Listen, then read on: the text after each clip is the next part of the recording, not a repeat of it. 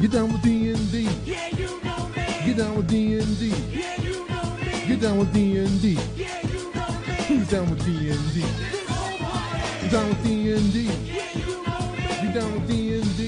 Yeah, you know me. I'm down with D&D. Yeah, you know me. Who's down with D&D? This whole party. Are you ready to get down some D&D? I know I am, and I'm joined, as I am always joined, by the misty, a little bit exhausted, but still mirthful, Mad Wizard Merwin. What is up, Shawn?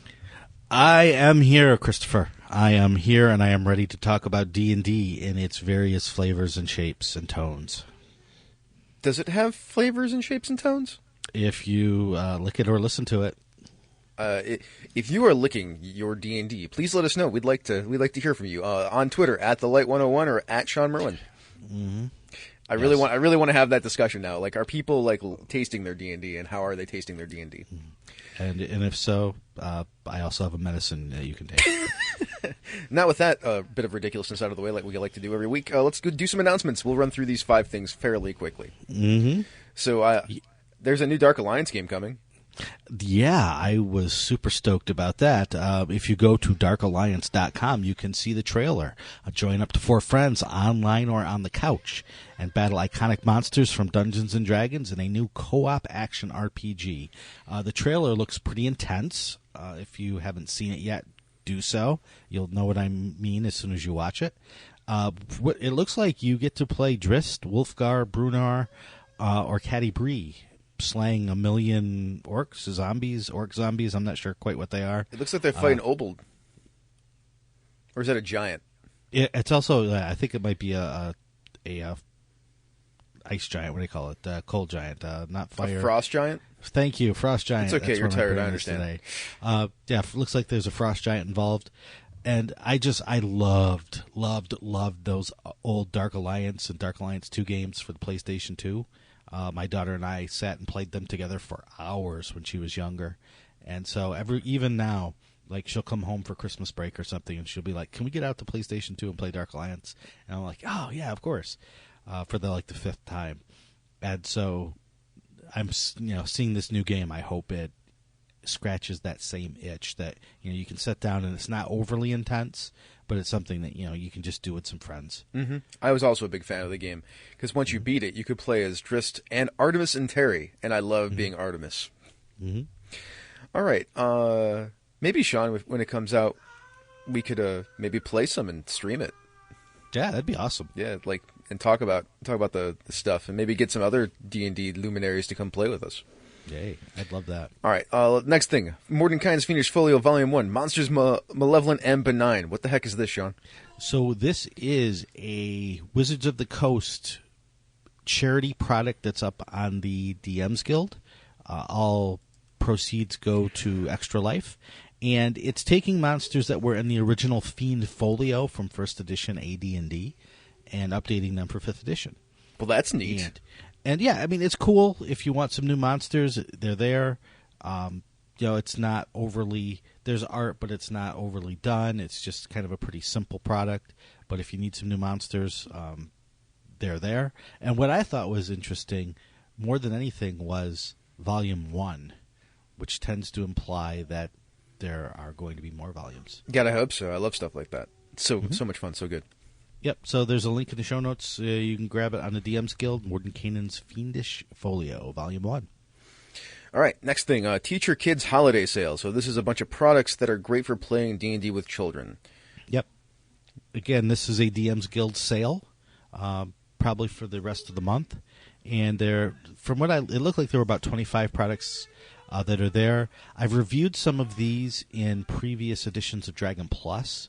But there's great little ones like Animal Sidekicks, Into the Bleak Midwinter, Clonker's Guide to Being a Hero, Little Heroes, A Guide to Children at the Table, Grammy's Country Apple Pie, Goblin Problem, a lot of great little adventures or supplements that will help you if you're running a game for kids. Mm-hmm. I really like some of the art and some of the stuff too, like an ogre and his cake, because it's got the drawing of the ogre with a birthday cake. It's like a crayon drawing. It's so good. Yep. That's one I reviewed on Dragon Plus recently. So, speaking of Dragon Plus, issue 29 of Dragon Plus is now out there in the world. It is the holiday issue.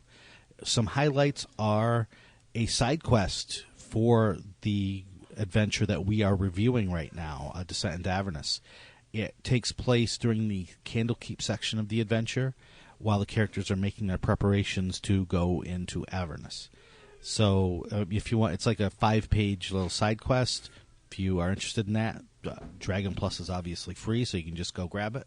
And there is just more, reviews of stuff, highlights of stuff that has either recently come out or will be coming out, fiction, streaming news, Adventurers League news, all of that stuff is in the latest issue of Dragon Plus. Also, if you remember our review from back then, that was like 4 or 5 parts ago, there was a bit of a gap there in Candlekeep, right? Like we both wish there was kind of more stuff to do at Candlekeep. Yep, and this gives you something to do. I wonder if it was something that got cut out of the adventure because of book size. It did say that this was cut. I'm not sure if it was cut from the book itself or if it is cut from something else that these authors did, but it's there for you to use. And our last thing before we get to our main topic is the Nightland. It's selling really well. It's an Electrum seller already.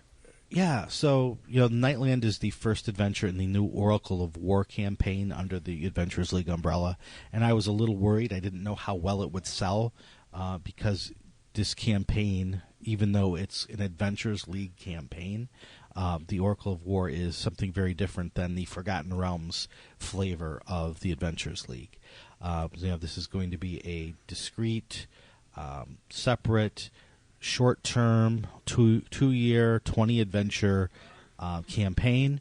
And, sometimes the Adventurers League players get into a groove and they only want what they already have. They don't want a separate campaign. They just want more stuff for theirs.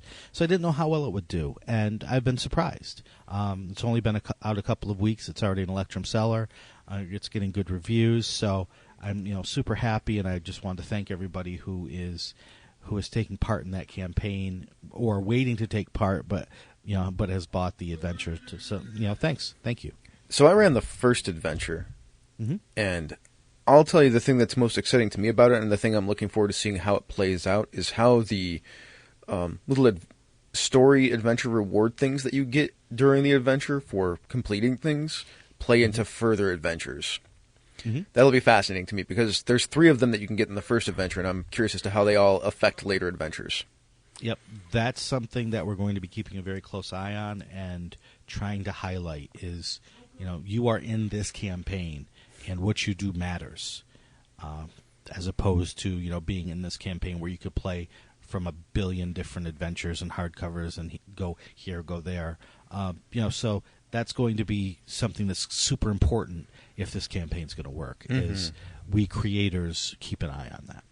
Yeah, and I really like the adventure log sheets are very good. There's an adventure log sheet that you hand out to every player at the end. It's pretty simple. It's like a pick list. It reminds me of a Dungeon World playbook in a lot of ways for did you do this? Did you do that? Do you want this? Do you want that?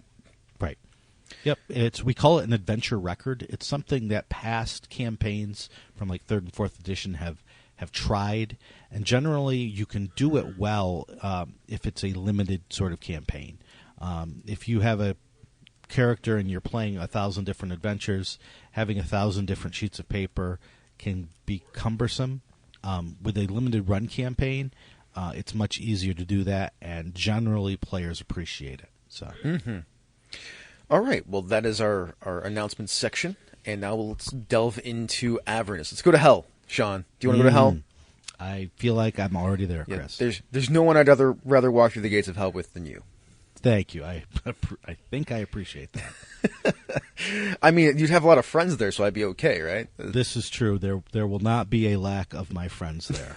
That's for sure. So let's do a recap real quick. So to catch us back up, if this is the first time you're listening, this is spoilerific on Baldur's Gate Descent into Avernus. So they start in Baldur's Gate. They learn that Elturel was sent to Avernus due to some terrible deals. You can get the details on that in any of the previous 8 sections of this series that we're doing. They meet Lulu, a Hollyphant, who travels to Avernus with them. Then they get to Elturel, which is has a problem. The city is being very slowly dragged down towards the river Styx by chains. And the companion, which used to be this ball of light that kept everything nice and safe for them, has turned into a horrible dark void. The city has a bunch of survivors, and it's not completely overrun by demons or devils yet, because demons are attacking from below and devils are fighting them. They rescue Grand Duke Ravengard and learn that the key to saving Elturel might be in finding Zariel's sword. Lulu thinks that two Kenku named Chukka and Clonk from Fort Knucklebone might be the place to start looking. So they go to Fort Knucklebone, meet Mad Maggie, who helps them unlock more of Lulu's memories, probably. And now it's time to track down Zariel's sword in Avernus proper. So we are finally, like, we've gone through a little bit of hell, and now we're really into hell. Yep. This is almost. I want to say almost to the point where we get to hell proper. I'm going to save that for just a few minutes. Mm-hmm. I mean, Fort Knucklebones is kind of like hell proper, right? It's just not. It's not the hell that we're accustomed to. Right. Oh yeah, sure. I mean, it is Avernus, and it is, but it's also, the Fort Knucklebone thing is kind of it's sort of a safe space for the characters. Let's call a spade too. It's a comedy beat. Right. It has the potential to be a comedy beat. Yes. And it is the character's situation allows them to use it as a refuge. Assuming they don't screw things up too badly. Right.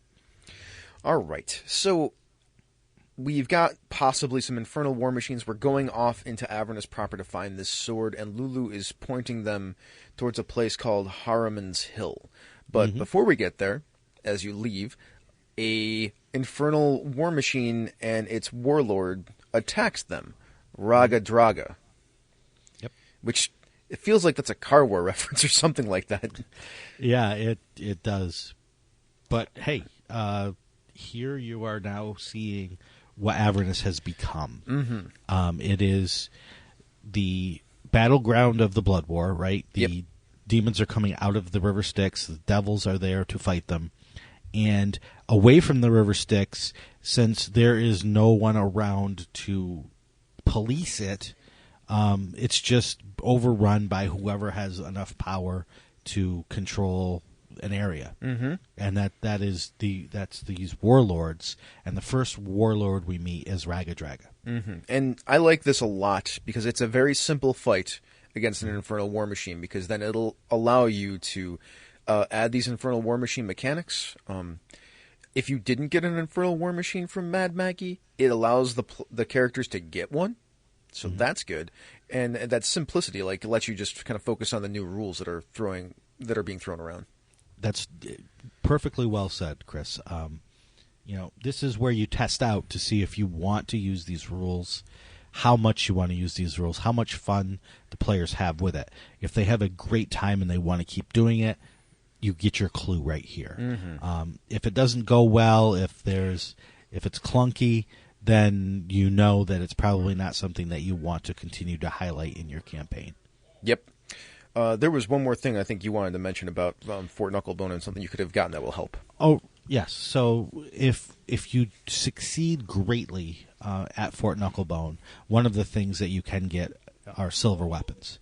And one of the reasons that you need those silver weapons is because of this encounter right here, because you're fighting lycanthropes.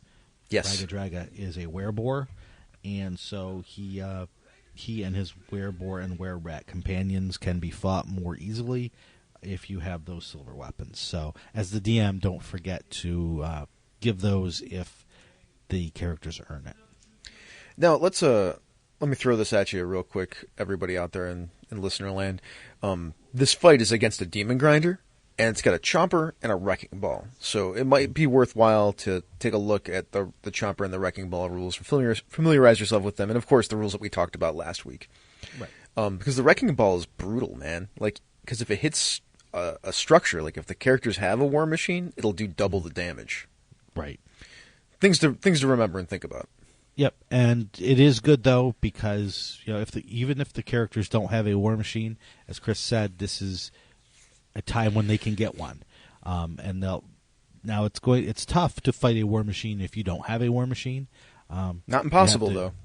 Right, not impossible. You have to get into it and fight, get the creatures out of it, basically. Well, you can also damage it. Like, you just have to beat their damage threshold. Right, exactly. I mean, you can beat down the war machine for sure. I'm pretty sure these characters are level 7 at this point, so they have some power to them. Right. I mean, you have fireballs, and you have shatter, and you have spells that can really do some damage. So it's definitely not impossible. but it's a fight. Like it's not an easy fight then. No, definitely not. All right, cool. So now that we've stated that, let's move on to the next thing, which is a section about the warlords of Avernus. So this section has a purpose, and that's to provide options to build some random encounters with these warlords that are out there with these infernal war machines. They give you 3 warlords, but they say that you can make up other ones. And these 3 warlords are really good examples of the variety that you can have in Avernus as far as these bands of infernal war machine riding Mad Maxian Beyond Thunderdome-ish characters. So it tells you right in the book that you can create these things as combat encounters or as interactions, and some of these warlords might want to make an alliance to help wipe out other warlords. That's a thing. Yep. Yeah, and there's a quote from the book that I wanted to throw out there because I think it's important. It says to keep it fun and fast-paced, and if you need to, push the rules aside when they get in the way. Now, Talking about infernal war machine combat. Yeah, now I don't know if you necessarily need to push the rules aside because the rules are pretty fluid, if you ask me. Like I think they work pretty well because the idea is to keep it theater of the mind. Yes. I would never put an infernal war machine on the table unless it's just for reference point. Like here's us, and in relation to here are these things, and we're all moving really fast. Yes. That's how I would deal with it. Yeah, I think we talked about that last time, and I think I agree 100%. If you're going to get a grid out and you're going to try to count every square during these infernal war machine combats, it's likely going to grind to a pretty slow halt pretty quickly. Also, the rules won't work because when one person goes, they can move 100 feet, and that'll leave the other machine farther away. And it doesn't make any sense because these machines are in perpetual motion for the most part. Exactly. So theater of the mind and just keeping it keeping a narrative combat rather than a mechanical combat in mind, I think is very important during this time. Yeah, I mean, if you want to have the stuff on there for that relative positioning because it helps you, that's fine. There's nothing wrong with that. But and also if you have like cool infernal war machine minis that you want to put on the table, that's also cool, right? Like, sure. Why wouldn't I want to have my stuff on there? But don't try to grid it out. Yeah. All right. So let's talk about. You want to talk about more? I just want to mention this, kind of like with the combat with Raga Draga, in terms of figuring out, if you want to highlight or downplay this war machine combat. Here, you also want to ask yourself, after you meet a warlord or two, what do my players and I want this campaign to be? Because at this point, you are opening up options for a completely different style of campaign if you so choose, right? You can have the players get right down and dirty in this whole warlord, controlling territory, controlling war machines style of play. And it's a totally fine style of play. Or you can decide, no, we're going to focus mainly on moving forward with this particular story of finding the sword, and we're going to downplay this warlord aspect. Maybe throw it in every once in a while, but for the most part, we're going to ignore it. And, take the cues from your players on if they're super invested in it or not. Yeah, it's a good idea because if they don't care, then don't do it, right? Right. Now, go ahead. Oh, I was just going to say, and these warlords that are here are sort of they're given personalities, they're given goals, and it's really cool. But it's not a deep story related goal. It's more just this is what they like, and it doesn't tie in directly to the larger story.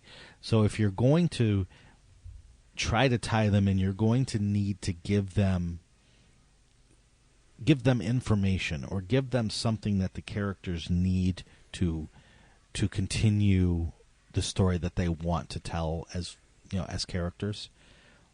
Because otherwise it's just kind of an obligatory thug encounter that can add some flavor, add some diversity, but it really doesn't deepen the story. Mm-hmm.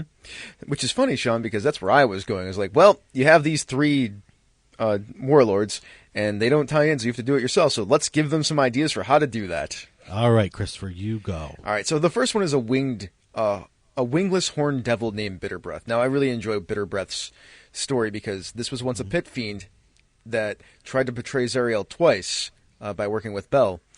So this former pit fiend can't enter deals, like can't make demonic or devilish deals, has no wings, and has some magic placed upon them that no devils can associate with them. So they have a crew of hobgoblins. Right. So,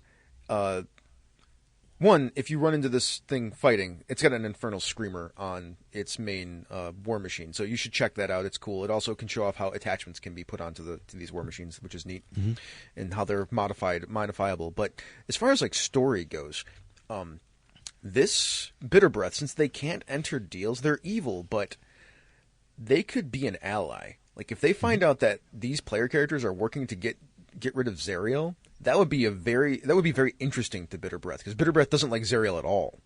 Yes. In fact, probably hates Zariel. So this can be a whole enemy of my enemy thing. So once that fight goes down, like these can be sort of allies that might betray you at some point. Right.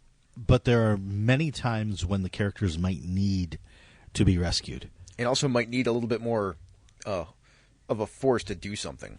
Yes.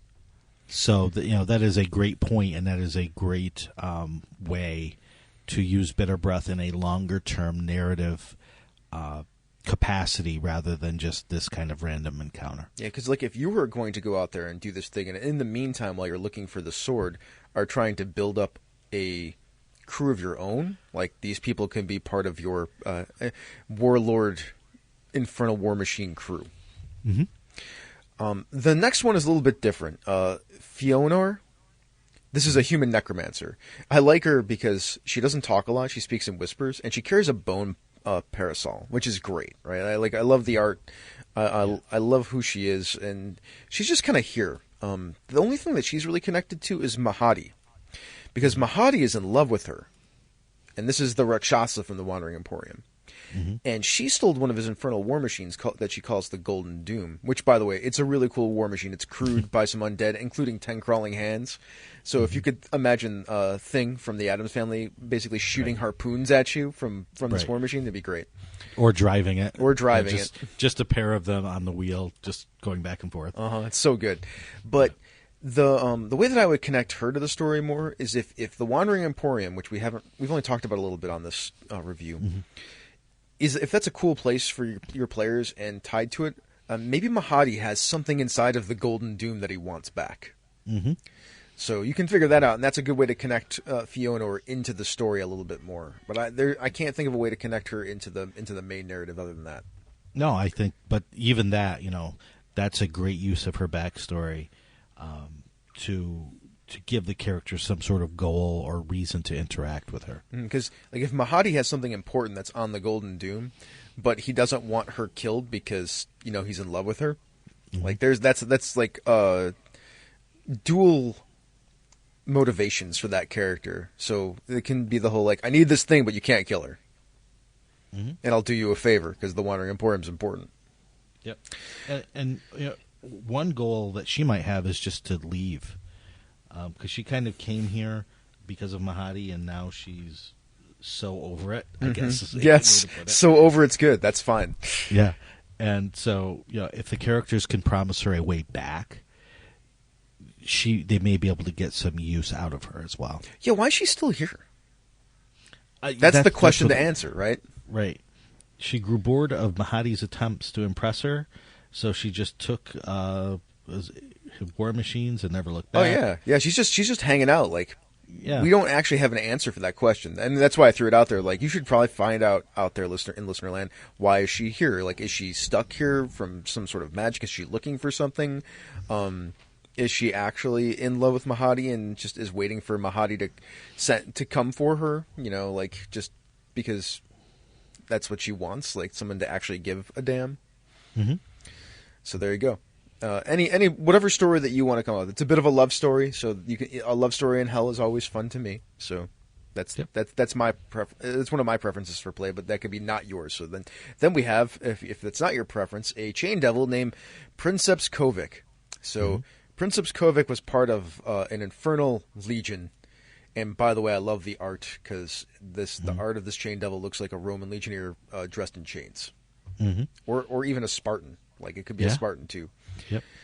So with a defeat, a terrible defeat, this Princeps Kovic took the remaining devils from that legion and formed up his own group. And they run around outside of the infernal hierarchy being mad about what happened and doing what they think is right. So they scavenge for soul coins. They go and kill demons. That's their point. So if you ever run into a problem, especially if you're running, which we'll talk about later, the path of demons, which I think there's a lot of demons on, like these people could be very useful to you. Because if you point them at demons, they will go kill them. It's true. So they can be a weapon for you. That is probably the best way that I can think to utilize them in this story. Yeah, I mean, it's interesting that, these devils serve Princeps Kovic not because of any hierarchy, but just because they trust him. Yeah, they're loyal. Which is a strange sort of thing for devils. Right? Usually they're trying to figure a way to get ahead, and you only serve someone if it's going to get you to the next step in your plan. And this is just, it's kind of, a military sort of, he's my leader, I'm going to do what he says because I trust him to do the right thing. Yeah, there's some, that's exactly what's going on here, right? Yeah. So if you want to tell a deeper story with Kovic, you can ask, why do these people all trust Kovic? Like, what is it about Kovic that makes him so trustworthy? Is it because he is like a Spartan king? Like, does he inspire that much loyalty in his men? Or I would almost want to make him not necessarily good, but not evil. I think he would fit right in the lawful evil category. Yeah, that is a version of lawful evil. Yeah, well, I completely understand that. Just to change the narrative a bit, I would want to make him personally have had an epiphany. That's interesting. And while still fighting demons, be redeemable in some way. What if he's not actually, like, what if the point is like he wears that helmet, right, and he has all those chains on him? What if the point is he's actually not a devil anymore? What if he's actually, like, been redeemed and been restored, but he's still down here doing what he does because he actually cares about all the men under his command, or the devils under his command? Yeah, that's what I mean. It's that's a cool twist that you could have some narrative fun with. Yeah, and yet he still just hates demons. Right. So yeah, those are the three that are put together, but you can make your own. Like it says it right in there. You can make your own. You can bring more to it. You can actually expand this a ton if you wanted to. It's really interesting stuff. All right, so those are the warlords of Avernus. Do you want to say anything else about that section, or should we move on? Oh, I think we're safe to move on. All right, let's talk about the quest for the sword. So this is where Lulu starts leading them around to find the sword of Zariel. Except, of course, Lulu's memories are still kind of skewed, and it doesn't always work exactly the way it's supposed to work. So the first stop on this search is Haruman's Hill. And, Shawn, this is hell proper, right? Now, I think we are finally at the point where, like, yeah, okay, when I first heard Descent into Avernus, this is what I was thinking of. Not Baldur's Gate, not kind of El Torel floating above, so you're still in the city. Not Fort Knucklebone, which is cool, but it's not, it's sort of comedic and it's sort of safe. Not this Mad Max sort of thing where you're going through, you're in hell, but you're still riding these machines. The description, what's happening. Where are the tortured souls? Yeah, this is where I'm like, okay, yes, this is Avernus. This is what I pictured when I first heard that this book was going to be made. And it ain't good, right? So, yes. Haruman's Hill, there is a bunch of people crucified to trees with metal barbs. Metal barbed trees. And these souls have flocks of sturges flying around them. And I mean lots of sturges. We're talking hundreds. Stinging them, sucking their blood out, causing them new pain, so they're not just dealing with the pains from the barbs in the trees, but all these new little inflictions. It's almost like the crows poking the people on the trees. That's what's going on here. Yep. And as the Sturges suck the blood out of these souls that are, being tortured on these trees. They're doing so because one of the other beings that is being tortured is a vampire. So they are then taking the blood and inserting it into this vampire to keep the vampire alive. So, Shawn, would you tell me about Jandar Sunstar? Yeah, Jandar Sunstar was a vampire who decided to serve Elturel. He became a vampire who hunted other vampires. Blade? Yeah, it's totally. We got the Blade story going on here, right? We got the Blade story going on. So, yes, so he pledged himself to Elturel. And then when Zariel banded together the Hell Riders to go into Avernus, he joined them. Mm-hmm. And like the other Hell Riders, he had a moment of doubt and weakness and fled. So the Hell Riders all fled, leaving Zariel there. And not only did he flee, but this was the person that closed the portal. True. So now they're back in the mortal world, these Hell Riders and Jandar, and they're not saying what happened. But as they die, their souls are being pulled down into Elturel. And this is where they end up. Or, I'm sorry, being dragged down into Avernus, and this is where they end up. It ain't good. Yeah. And Jandar has an even more tragic story because, he realizes his betrayal was bad. Mm-hmm. And so he decides to throw his life on the mercy of Lathander. He's a vampire, so and Lathander is the sun god, right? Mm-hmm. So he's like, "Oh, Lathander, please take me and forgive me." And he steps out into the sunlight and gets turned to dust, hoping that Lathander will forgive him and take him to a just reward. And instead, Jandar finds himself crucified here on this spiked tree with Sturges inserting blood into him so he doesn't die. Lathander went a little Old Testament on poor Jandar. Yeah, just a bit. So we get a pretty gruesome description of all of this going on. And also, it's pretty horrible. There's a great piece of art in the book, too, that shows Jandar stabbed under this tree. Yeah, it's not good.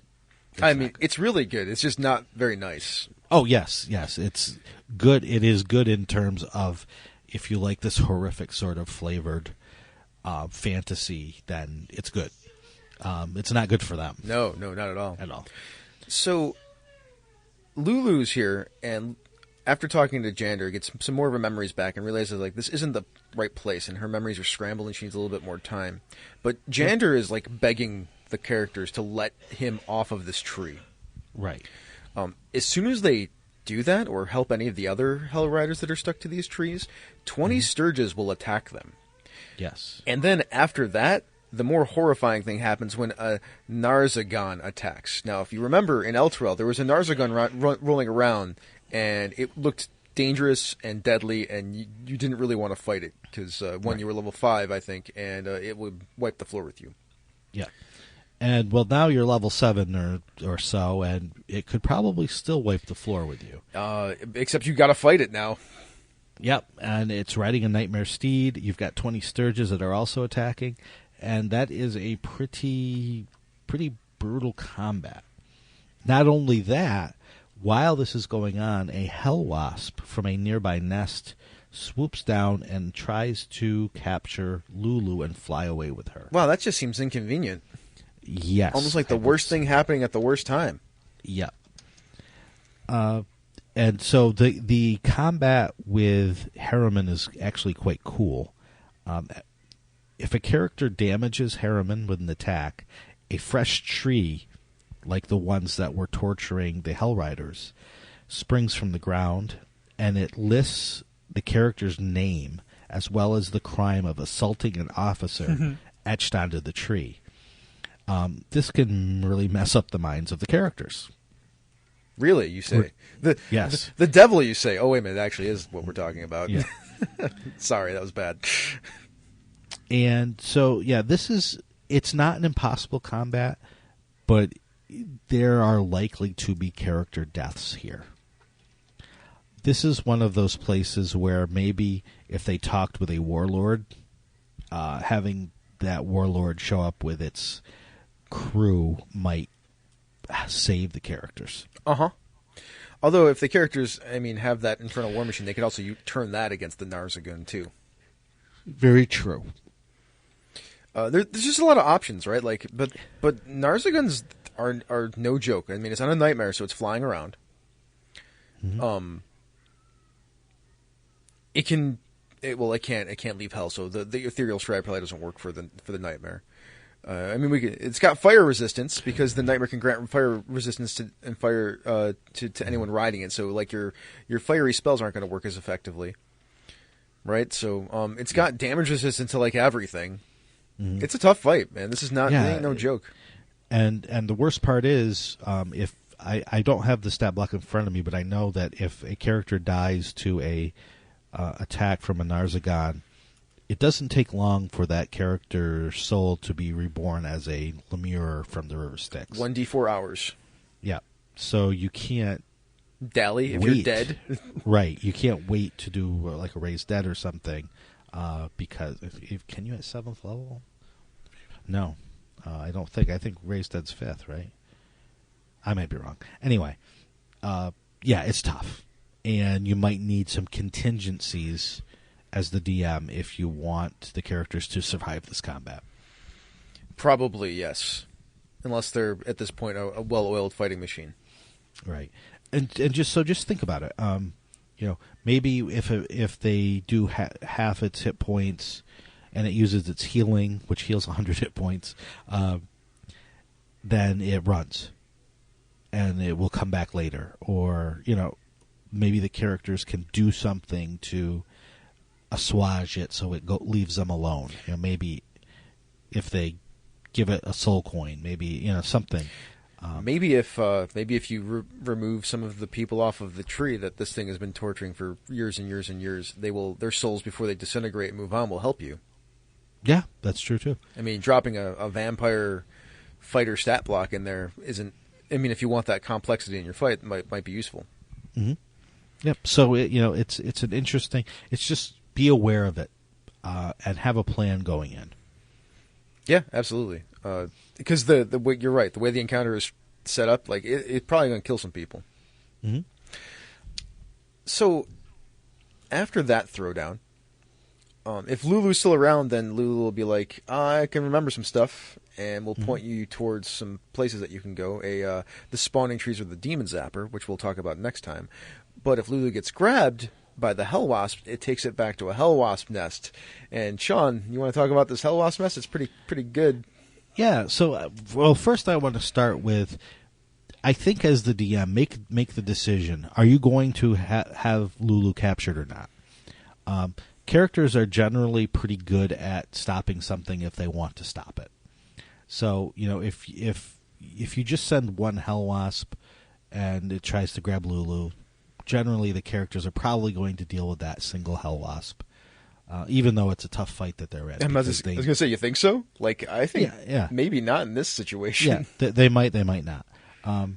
And that could be the choice. You could give them that choice. If they do deal with this hell wasp, then they're more likely to die on the fight with the Narzagu. Yeah, because hell wasps have some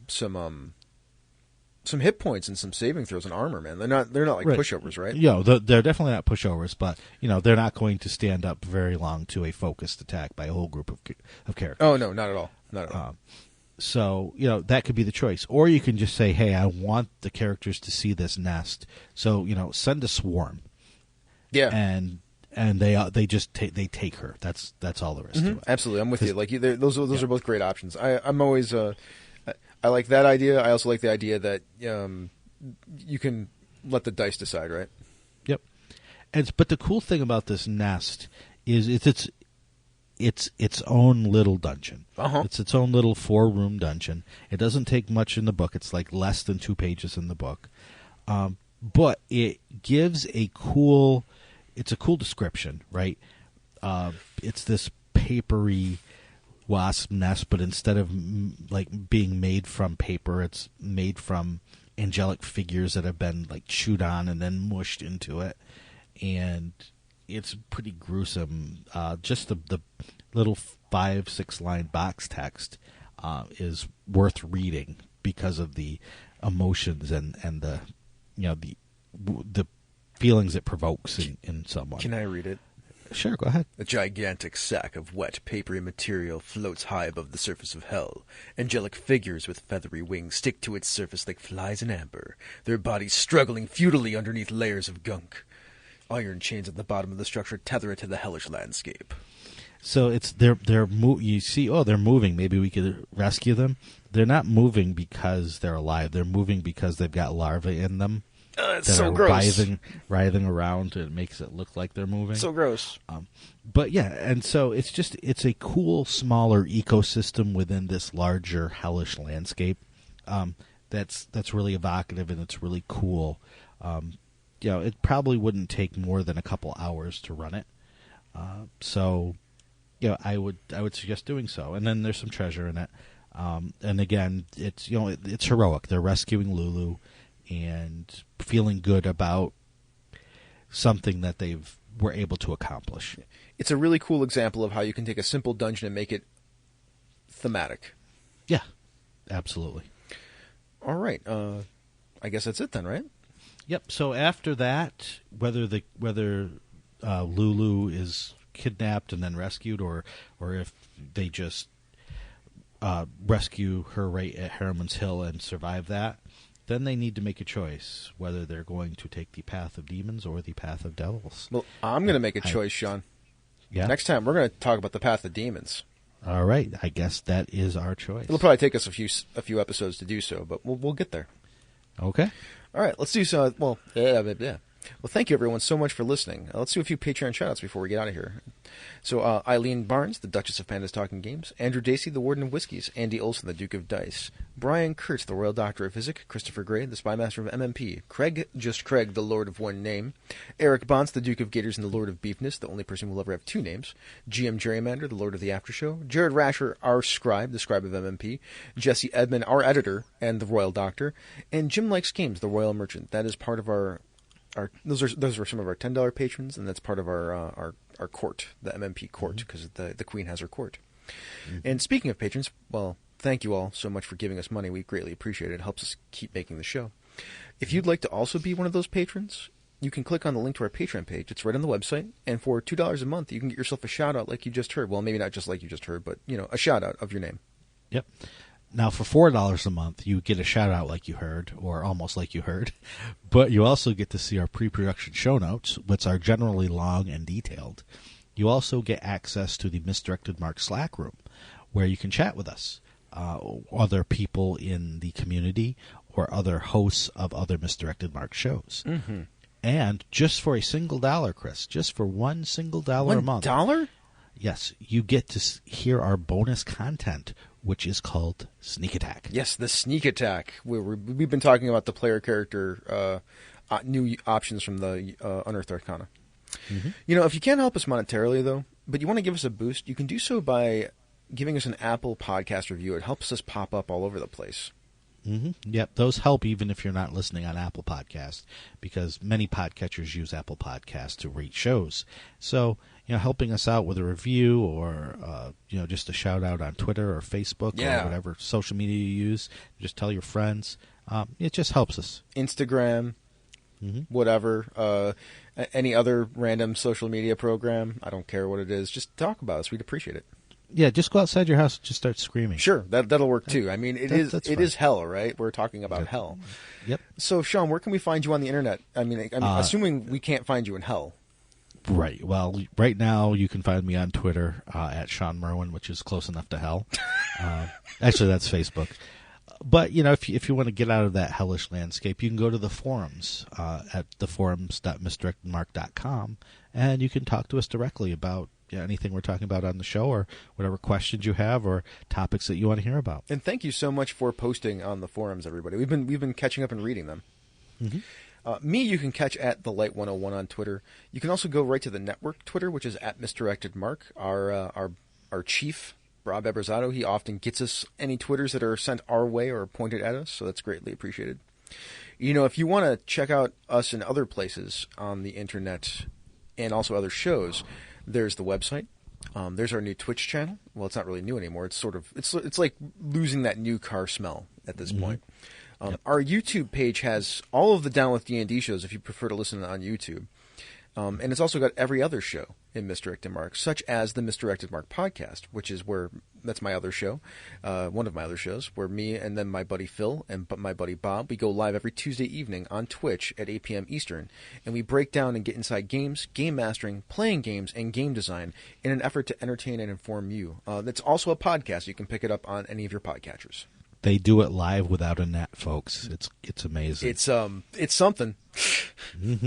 So Down with D&D is a Misdirected Mark production, the media arm of Encoded Designs. Shawn, what will we be doing now? We're going to kill us some hell wasps. Get down with D&D. Yeah, you know me. Get down with D&D. Yeah, you know me. Get down with D&D. Yeah, you know me. Who's down with D&D? This whole party. Down with D&D. Yeah, you know me. You down with D&D? Yeah, you know me. I'm down with D&D. Yeah, you know me. Who's down with D&D?